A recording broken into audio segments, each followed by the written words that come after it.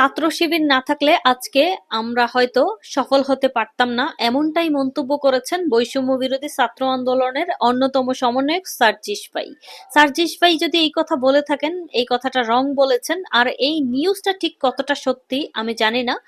আর সার্জিস ভাই যদি এটা বলে থাকেন, এটা কোনোভাবেই মানা যাবে না, কারণ অল ক্রেডিট উনি ছাত্র শিবিরকে দিতে পারেন না। এখানে পরোক্ষ প্রত্যক্ষভাবে বিএনপি, জামায়াত পার্টি সবাই কিন্তু যুক্ত ছিল। ছাত্ররা অনেক বেশি এটার সাথে সম্পৃক্ত ছিলেন। ছাত্রদের সম্পৃক্ততাই কিন্তু বেশি দেখা গেছে।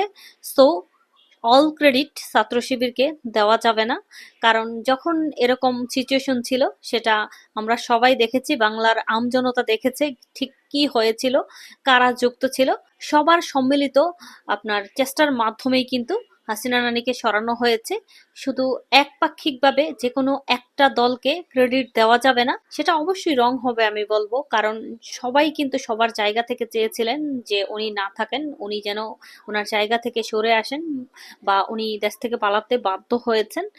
যেহেতু সবাই ওনাকে চাচ্ছিলেন না, যে কারণে কিন্তু অবশেষে উনি অনেকটাই বাধ্য হয়ে গেছেন। সো শুধু যে কোনো এক দলকে বা স্পেসিফিক কাউকেই ক্রেডিট দেওয়া যাবে না সফল হওয়ার জন্য। সবার সম্মিলিত প্রচেষ্টার মাধ্যমেই কিন্তু সমন্বয়ক আপনারা যারা আছেন আপনারা সফলতা পেয়েছেন, বাংলার আমজনতা সফলতা পেয়েছে।